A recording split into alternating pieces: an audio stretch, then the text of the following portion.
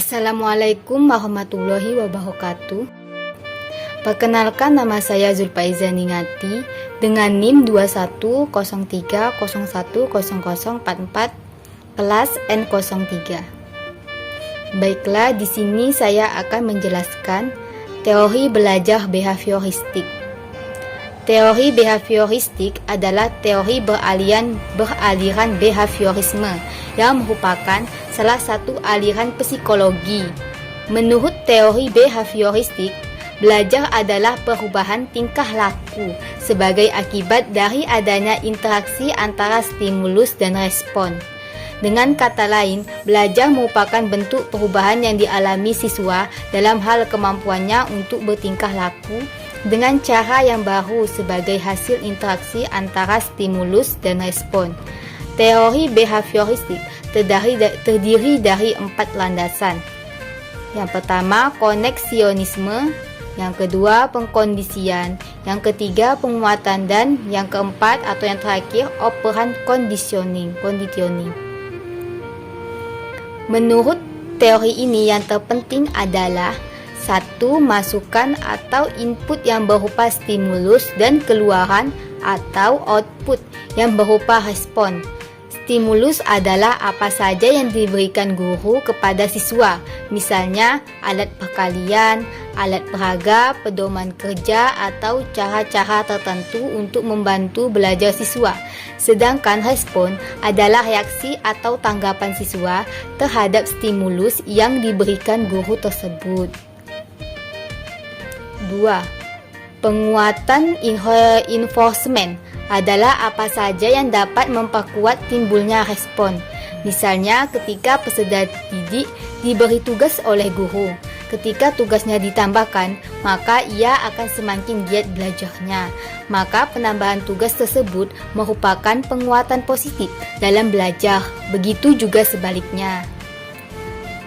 Tokoh-tokoh teori belajar behavioristik. Yang pertama, Edward Lee Tomdick.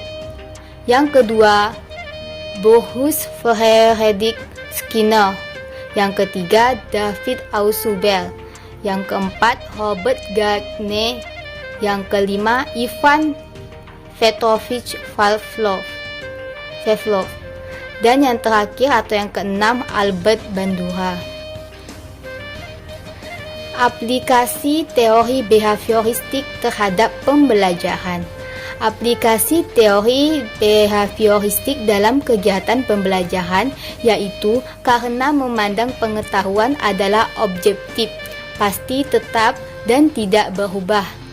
Pengetahuan disusun dengan rapi, sehingga belajar adalah perolehan pengetahuan, sedangkan mengajar adalah memindahkan pengetahuan atau transfer of knowledge kepada orang yang mengajar. Tujuan pembelajaran behavioristik. Tujuan pembelajaran menurut teori behavioristik ditekankan pada penambahan pengetahuan, sedangkan belajar sebagai aktivitas mimetik yang menurut pembelajar untuk mengungkapkan kembali pengetahuan yang sudah dipelajari dalam bentuk laporan, kuis, atau tes. Prinsip-prinsip teori pembelajaran behavioristik. Berikut ini adalah prinsip-prinsip pembelajaran behavioristik menekankan pada pengaruh lingkungan terhadap perubahan perilaku.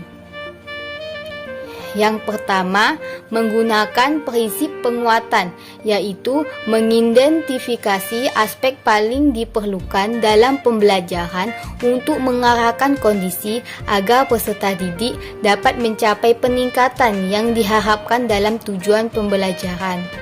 Yang kedua, mengidentifikasi karakteristik peserta didik untuk menetapkan pencapaian tujuan pembelajaran. Dan yang terakhir, lebih menekankan pada hasil belajar daripada proses pembelajaran. Kelebihan dan kekurangan teori behavioristik. Yang pertama, kelebihannya yaitu membiasakan guru untuk bersikap jeli dan peka pada situasi dan kondisi belajar. Yang kedua, metode ini sangat cocok untuk memperoleh kemampuan yang membutuhkan praktek dan pembiasaan. Yang ketiga, guru tidak banyak memberikan ceramah, sehingga murid dibiasakan belajar mandiri. Jika menemukan kesulitan, baru ditanyakan kepada guru yang bersangkutan. Dan yang keempat atau yang terakhir, teori ini cocok diterapkan untuk melatih anak-anak yang masih membutuhkan dominasi peran orang dewasa. Kekurangan teori ini yang pertama, memandang belajar merupakan asosiasi belaka antara stimulus dan respon. Yang kedua, mengabaikan pengertian belajar sebagai unsur pokok. Dan yang terakhir, proses belajar berlangsung secara teori. Sekian penjelasan dari saya. Apabila terdapat kesalahan dan kekurangan, saya mohon maaf. Saya akhiri dengan wassalamualaikum warahmatullahi wabarakatuh.